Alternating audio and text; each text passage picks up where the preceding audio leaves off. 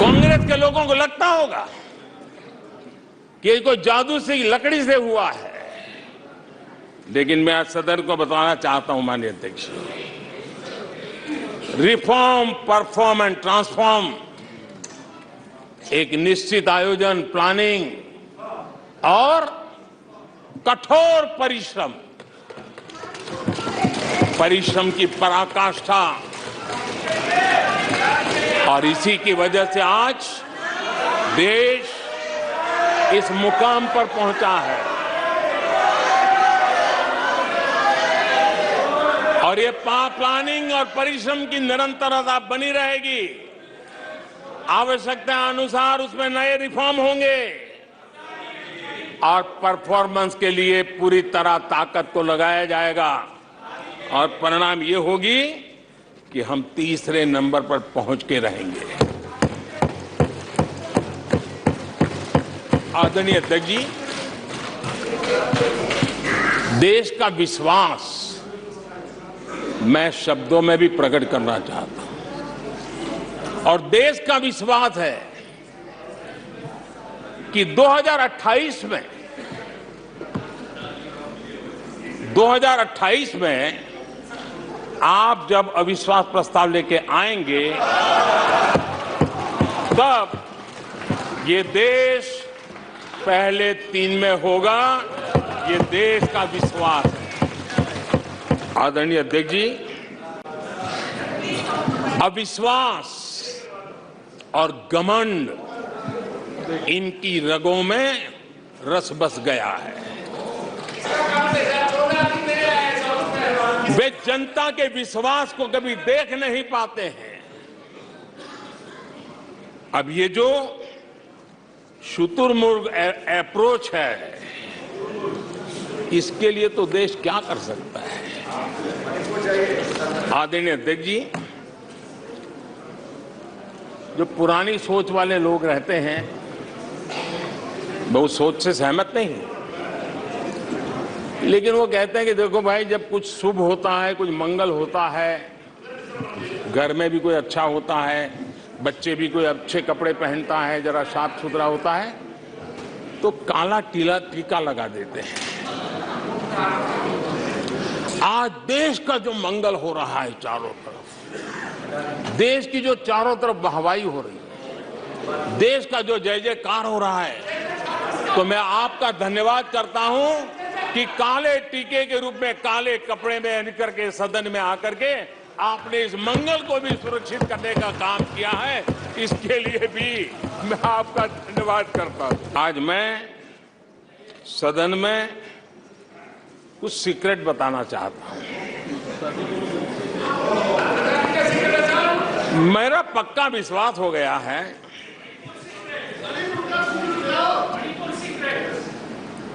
कि विपक्ष के लोगों को एक सीक्रेट वरदान मिला हुआ है। हाँ,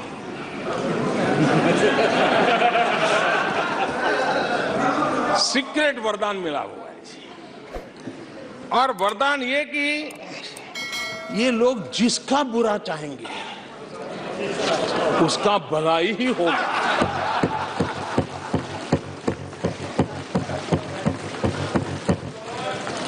एक उदाहरण तो आप देखिए, मौजूद है। 20 साल हो गए, क्या कुछ नहीं हुआ, क्या कुछ नहीं किया गया, लेकिन भलाई होता गया। तो आपको बड़ा सीक्रेट वरदान है जी, और मैं 3 उदाहरण से ये सीक्रेट वरदान को सिद्ध कर सकता हूं जी। आपको ध्यान होगा कि इन लोगों ने कहा था बैंकिंग सेक्टर के लिए, बैंकिंग सेक्टर डूब जाएगा, बैंकिंग सेक्टर तबाह हो जाएगा, देश खत्म हो जाएगा, देश बर्बाद हो जाएगा, न जाने क्या क्या कहा था।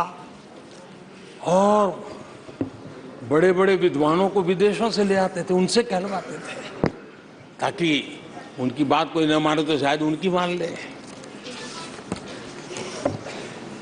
हमारे बैंकों की सेहत को लेकर के भांति भांति की निराशा, अफवाह फैलाने का काम इन्होंने पुरजोश किया। और जब इन्होंने बुरा चाहा बैंकों का तो हुआ क्या? हमारी public sector banks net profit 2 गुने से ज्यादा हो गया। इन लोगों ने फोन बैंकिंग घोटाले की बात, इसके कारण देश को एनपीए के गंभीर संकट में डुबो दिया था। बीते दिनों की बात हो रही है, लेकिन आज जो उन्होंने एनपीए का अंबर लगा के गए थे उसको भी पार कर करके हम एक नई ताकत के साथ निकल चुके हैं। और आज सुबह निर्मला जी ने विस्तार से बताया है कि कितना प्रॉफिट हुआ है। दूसरा उदाहरण, हमारे डिफेंस के हेलीकॉप्टर बनाने वाली सरकारी कंपनी एचएएल, ये एचएएल को लेकर के कितनी भली बुरी बातें इन्होंने करी थी। क्या कुछ नहीं कहा गया था एचएएल के लिए, और इसका दुनिया पे बहुत नुकसान करने वाली भाषा का प्रयोग किया गया था। और एचएएल तबाह हो गया है, एचएएल खत्म हो गया है, भारत की डिफेंस इंडस्ट्री खत्म हो चुकी है। ऐसा न जाने क्या क्या कहा गया था एचएएल के लिए। इतना ही नहीं, जैसे आजकल खेतों में जाकर के वीडियो शूट होता है, मालूम है ना? हाँ? खेतों में जाकर के वीडियो शूट होता है हाँ। वैसा ही उस समय एचएएल फैक्ट्री के दरवाजे पर मजदूरों की सभा करके वीडियो शूट करवाया गया था और वहां के कामगारों को भड़काया गया था। अब तुम्हारा कोई भविष्य नहीं है, तुम्हारे बच्चे मरेंगे, भूखे मरेंगे, एचएएल डूब रहा है। देश की इतनी महत्वपूर्ण इंस्टीट्यूट को इतना बुरा चाहा, इतना बुरा चाहा, इतना बुरा कहा कि वो सीक्रेट आज एचएएल सफलता की नई बुलंदियों को छू रहा है। एचएएल ने अपना highest ever highest revenue register किया है।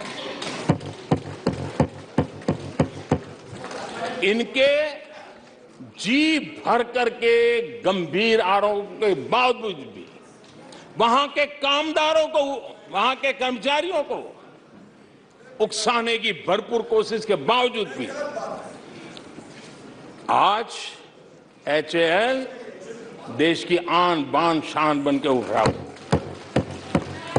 आदरणीय अध्यक्ष जी, जिसका बुरा चाहते हैं वो कैसे आगे बढ़ता है, मैं तीसरा उदाहरण देता हूं। आप जानते हैं एलआईसी के लिए क्या क्या कहा गया था? एलआईसी बर्बाद हो गई, गरीबों के पैसे डूब रहे हैं, गरीब कहां जाएगा, बेचारे ने बड़ी मेहनत से एलआईसी में पैसा डाला है। क्या कहें, जितनी उनकी कल्पना शक्ति थी, जितने उनके दरबारियों ने कागज पकड़ा दिए थे, सारे बोल लेते थे वो सारे बोल लेते थे। लेकिन आज एलआईसी लगातार मजबूत हो रही है। शेयर मार्केट में रुचि रखने वाले को भी ये गुरु मंत्र है कि जो सरकारी कंपनियों को ये लोग गाली देना, आप उसमें दांव लगा दीजिए साहब, अच्छा ही होगा।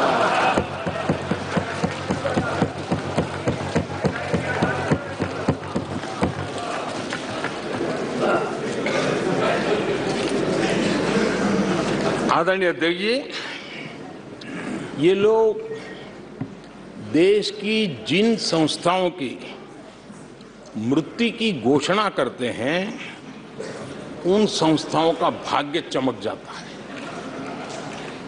और मुझे विश्वास है कि ये जैसे देश को कोसते हैं, लोकतंत्र को कोसते हैं, मेरा पक्का विश्वास है देश भी मजबूत होने वाला है, लोकतंत्र भी मजबूत होने वाला है और हम तो होने ही वाले हैं। मैं आज इस मौके पर हमारे विपक्ष के साथियों के प्रति अपनी संवेदना भी व्यक्त करना चाहता हूं। कुछ ही दिन पहले बेंगलुरु में आपने मिलजुल कर करीब करीब 1.5-2 दशक पुराने यूपीए का क्रियाकर्म किया है, उसका अंतिम संस्कार किया है। लोकतांत्रिक व्यवहार के मुताबिक मुझे तभी आपको सहानुभूति जरूर व्यक्त करनी चाहिए थी, संवेदना व्यक्त करनी चाहिए थी, लेकिन देरी में मेरा कसूर नहीं है, देरी में मेरा कसूर नहीं है, क्योंकि आप खुद ही एक और यूपीए का क्रियाकर्म कर रहे थे और दूसरी ओर जश्न भी मना रहे थे। और जश्न भी किस बात का? खंडहर पर नया प्लास्टर लगाने का। नाम को लेकर उनका ये चश्मा आज का नहीं है। नाम को लेकर ये जो मोह है ना, वो उनका आज का नहीं है, ये दशकों पुराना चश्मा है। इन्हें लगता है कि नाम बदलकर देश पर राज कर लेंगे। गरीब को चारों तरफ उनका नाम तो नजर आता है, लेकिन उनका काम कहीं नजर नहीं आता। अस्पतालों में नाम उनके हैं, इलाज नहीं है। शैक्षणिक संस्थाएं नाम लटक रहे हैं, सड़कों हो, पार्क हो, उनका नाम, गरीब कल्याण की योजनाओं पर उनका नाम, खेल पुरस्कारों पर उनका नाम, एयरपोर्ट पर उनका नाम, म्यूजियम पर उनका नाम। अपने नाम से योजनाएं चलाई और फिर उन योजनाओं में हजारों करोड़ के भ्रष्टाचार किए। समाज के अंतिम छोर पर खड़ा व्यक्ति काम होते देखना चाहता था, लेकिन उसे मिला क्या? सिर्फ परिवार का नाम। अध्यक्ष महोदय, कांग्रेस की पहचान से जुड़ी कोई चीज उनकी अपनी नहीं है, कोई चीज उनकी अपनी नहीं। चुनाव चिन्ह से लेकर विचारों तक सब कुछ कांग्रेस अपना होने का दावा करती है, वो किसी और से लिया हुआ है। हमने कहा था अकेले मणिपुर के लिए आओ चर्चा करो, गृह मंत्री जी ने चिट्ठी लिख करके कहा था, उनके विभाग से जुड़ा विषय था, लेकिन साहस नहीं था, इरादा नहीं था और पेट में पाप था, दर्द पेट में हो रहा था और फोड़ रहे थे सर। इसका ये परिणाम था। आदरणीय अध्यक्ष जी, मणिपुर की स्थिति पर देश के गृह मंत्री श्रीमान अमित शाह ने कल 2 घंटे तक विस्तार से और बड़े धैर्य से, रत्ती भर भी राजनीति के बिना सारे विषय को विस्तार से समझाया, सरकार की और देश की चिंता को प्रकट किया और उसमें देश की जनता को जागरूक करने का भी प्रयास था। उसमें इस पूरे सदन की तरफ से एक विश्वास का संदेश मणिपुर को पहुंचाने का इरादा था। उसमें जन सामान्य को शिक्षित करने का भी प्रयास था। एक नेक ईमानदारी से देश की भलाई के लिए और मणिपुर की समस्या के लिए रास्ते खोजना एक प्रयास था, लेकिन सिवाय राजनीति कुछ करना नहीं है। इसलिए इन्होंने यही खेल किए, यही स्थिति किया।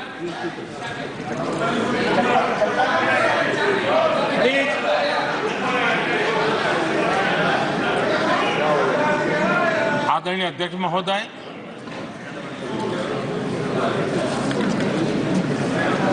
कल वैसे विस्तार से अमित भाई ने बताया है। मणिपुर में अदालत का एक फैसला आया। अब अदालतों में क्या हो रहा है वो हम जानते हैं, और उसके पक्ष विपक्ष में जो परिस्थितियां बनी, हिंसा का दौर शुरू हो गया और उसमें बहुत परिवारों को मुश्किल हुई। अनेकों ने अपने स्वजन भी खोए। महिलाओं के साथ गंभीर अपराध हुआ और ये अपराध अक्षम्य है और दोषियों को कड़ी से कड़ी सजा दिलवाने के लिए केंद्र सरकार, राज्य सरकार मिलकर के भरपूर प्रयास कर रही है। और मैं देश के सभी नागरिकों को आश्वस्त करना चाहता हूं कि जिस प्रकार से प्रयास चल रहे हैं, निकट भविष्य में शांति का सूरज जरूर उगेगा।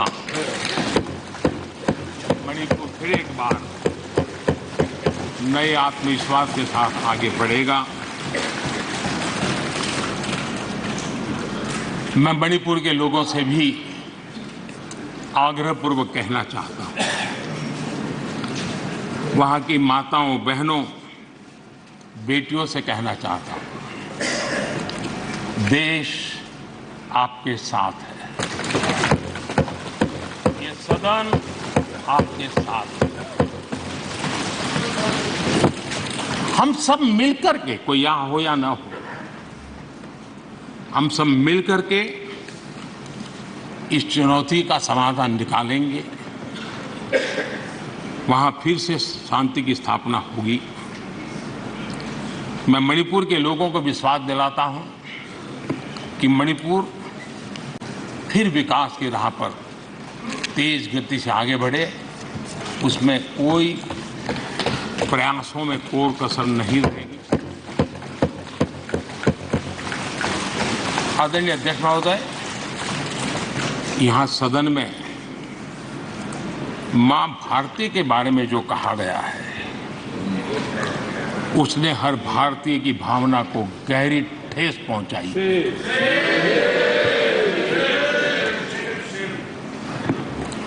अध्यक्ष जी, पता नहीं मुझे क्या हो गया है, सत्ता के बिना ऐसा हाल किसी का हो जाता है। सत्ता सुख के बिना जी नहीं सकते हैं। और क्या क्या भाषा बोल रहे हैं। आदरणीय अध्यक्ष जी, पता नहीं क्यों कुछ लोगों को भारत मां की मृत्यु की कामना करते नजर आ रहे हैं। इससे बड़ा दुर्भाग्य क्या है। ये वो लोग हैं जो कभी लोकतंत्र की हत्या की बात करते हैं, कभी संविधान की हत्या की बात करते हैं। दरअसल जो इनके मन में है वही उनके कृतित्व में सामने आ जाता है। हमारी सरकार ने नॉर्थ ईस्ट के विकास को पहली प्राथमिकता दी है। पिछले 9 वर्षों में लाखों करोड़ रुपए नॉर्थ ईस्ट के इंफ्रास्ट्रक्चर पर हमने लगाए हैं। आज आधुनिक हाईवे, आधुनिक रेलवे, आधुनिक नए एयरपोर्ट, ये नॉर्थ ईस्ट की पहचान बन रहे हैं। आज पहली बार अगरतला रेल कनेक्टिविटी से जुड़ा है। पहली बार मणिपुर में गुड्स ट्रेन पहुंची है। पहली बार नॉर्थ ईस्ट में वंदे भारत जैसी आधुनिक ट्रेन चली है। पहली बार अरुणाचल प्रदेश में ग्रीनफील्ड एयरपोर्ट बना है। पहली बार अरुणाचल में सिक्किम जैसे राज्य एयर कनेक्टिविटी से जुड़ा है। पहली बार वाटरवेज के जरिए पूर्वोत्तर इंटरनेशनल ट्रेड का गेटवे बना है। पहली बार नॉर्थ ईस्ट में एम्स जैसा मेडिकल संस्थान खुला है।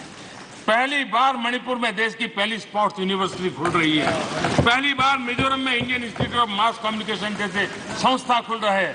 पहली बार केंद्रीय मंत्रिमंडल में नॉर्थ ईस्ट की इतनी भागीदारी बढ़ी है। पहली बार नागालैंड से एक महिला सांसद राज्यसभा में पहुंची है। पहली बार इतनी बड़ी संख्या में नॉर्थ ईस्ट के लोगों को पद्म पुरस्कार से सम्मानित किया गया है। पहली बार पूर्वोत्तर से लसित बरफुकन जैसे नायक की झांकी गणतंत्र दिवस में शामिल हुई है। पहली बार मणिपुर में रानी गाइडिंलिउ के नाम पर पूर्वोत्तर का पहला ट्राइबल फ्रीडम फाइटर म्यूजियम बना है। आदरणीय अध्यक्ष जी, हम जब सबका साथ सबका विकास कहते हैं, ये हमारे लिए नारा नहीं है, ये हमारे शब्द नहीं है, ये हमारे लिए आर्टिकल ऑफ फेथ है, हमारे लिए कमिटमेंट है और हम देश के लिए निकले हुए लोग हैं। हमने तो कभी जीवन में सोचा ही नहीं था कि कभी ऐसी जगह पर आकर के बैठने का सौभाग्य मिलेगा, लेकिन ये देश की जनता की कृपा है कि उसने हमें अवसर दिया है। तो मैं देश की जनता को विश्वास दिलाता हूं, शरीर का कण कण, समय का पल पल सिर्फ और सिर्फ देशवासियों के लिए, सिर्फ देशवासियों के लिए। देश के कई हिस्सों में कांग्रेस को जीत दर्ज करने में अनेक दशक लग गए हैं। तमिलनाडु में कांग्रेस की आखिरी बार 1962 में जीत हुई थी। 61 वर्षों से तमिलनाडु के लोग कह रहे हैं कांग्रेस नो कॉन्फिडेंस। तमिलनाडु के लोग कह रहे हैं कांग्रेस। पश्चिम बंगाल में उन्हें आखिरी बार जीत 1972 में मिली थी। पश्चिम बंगाल के लोग 51 सालों से कह रहे हैं कांग्रेस कांग्रेस। उत्तर प्रदेश और बिहार और गुजरात कांग्रेस आखिरी 1985 में जीती थी। पिछले 38 वर्षों से वहां के लोगों ने कांग्रेस को कहा है, वहां के लोगों ने कांग्रेस को कहा है। त्रिपुरा में उन्हें आखिरी बार 1988 में जीत मिली थी।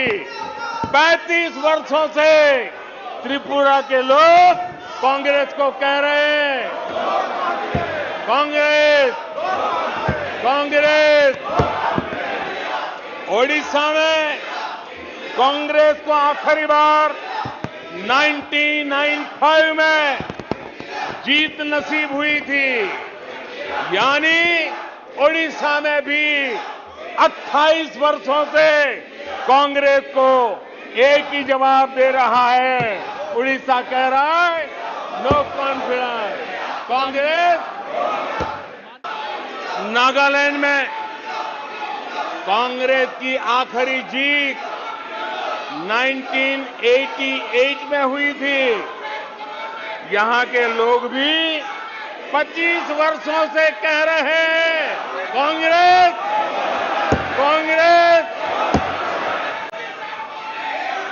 दिल्ली, आंध्र प्रदेश और पश्चिम बंगाल में तो एक भी विधायक खाते में नहीं है। जनता ने कांग्रेस के प्रति बार बार नो कॉन्फिडेंस घोषित किया है। कल यहां दिल से बात करने की बात भी कही गई थी। उनके दिमाग के हाल को तो देश लंबे समय से जानता है, लेकिन अब उनके दिल का भी पता चल गया। और अध्यक्ष जी, इनका मोदी प्रेम तो इतना जबरदस्त है जी,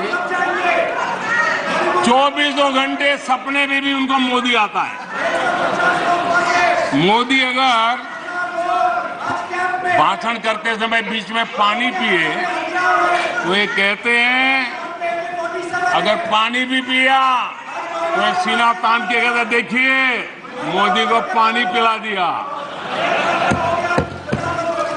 अगर मैं गर्मी में कड़ी धूप में भी जनता जनार्दन के दर्शन के लिए चल पड़ता हूं, कभी पसीना पोंछता हूं तो कहते हैं देखिए मोदी को पसीना ला दिया। देखिए इनका जीने का सहारा देखिए। एक गीत की पंक्ति है, डूबने वाले को तिनके का सहारा ही बहुत, डूबने वाले को तिनके का सहारा ही बहुत, दिल बहल जाए फकत इतना इशारा ही बहुत, इतने पर भी आसमां वाला गिरा दे बिजलियां, इतने पर भी आसमां वाला गिरा दे बिजलियां, कोई बतला दे जरा ये डूबता फिर क्या करे। मैं कांग्रेस की मुसीबत समझता हूं, बरसों से एक ही फेल्ड प्रोडक्ट उसको बार बार लॉन्च करते हैं, हर बार लॉन्चिंग फेल हो जाती है और अब उसका नतीजा ये हुआ है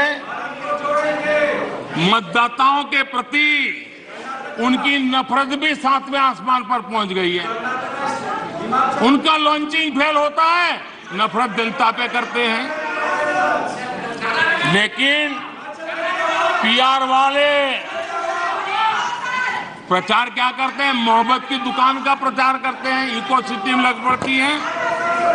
इसलिए देश की जनता भी कह रही है ये है लूट की दुकान, ये है लूट की दुकान, झूठ का बाजार, ये है लूट की दुकान, झूठ का बाजार। इसमें नफरत है, घोटाले हैं, तुष्टीकरण है, मन काले हैं, परिवारवाद की आग के दशकों से देश हवाले है।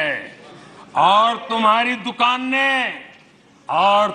दुकान ने इमरजेंसी बेची है, बंटवारा बेचा है, सिखों पर अत्याचार बेचा है, झूठ कितना सारा बेचा है, इतिहास बेचा है। रावण दो लोगों की सुनता था,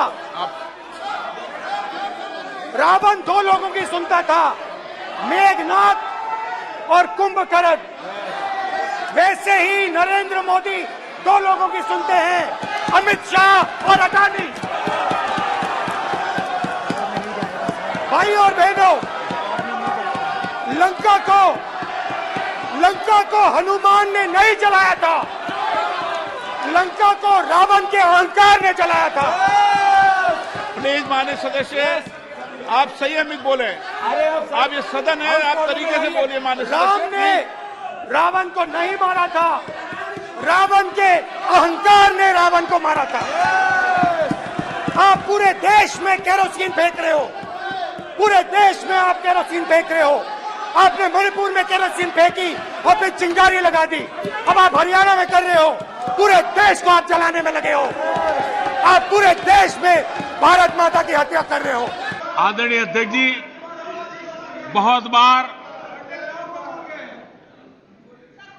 कुछ बुरा बोलने के इरादे से भी जब कोशिश होती है तो कुछ न कुछ सच भी निकल जाता है।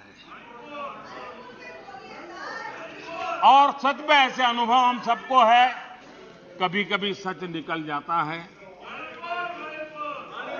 लंका हनुमान ने नहीं जलाई, लंका हनुमान ने नहीं जलाई, उनके घमंड ने जलाई। और ये बिल्कुल सच है। आप देखिए, जनता जनार्दन भी भगवान राम के रूप की है। जनता जनार्दन भी भगवान राम के रूप की है और इसलिए 400 से 40 हो गए। हनुमान ने लंका नहीं जलाई, घमंड ने जलाई और इसलिए 440 हो गए, 400 से 40 हो गए। आदरणीय अध्यक्ष जी,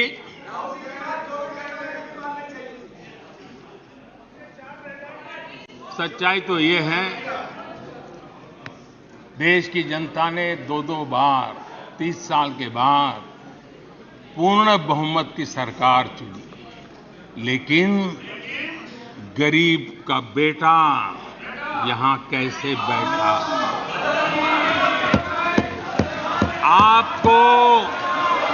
आपको जो हक था,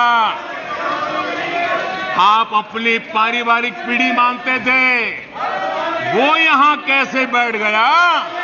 ये चुभन अभी भी आपको परेशान कर रही है, आपको सोने नहीं देती है और देश की जनता भी आपको सोने नहीं देगी, 2024 में भी सोने नहीं देगी। आदरणीय अध्यक्ष जी, कभी इनके जन्मदिन पर हवाई जहाज में केक काटे जाते थे, कभी इनके जन्मदिन पर हवाई जहाज में केक काटे जाते थे। आज उस हवाई जहाज में गरीब के लिए वैक्सीन जाता है। ये फर्क है।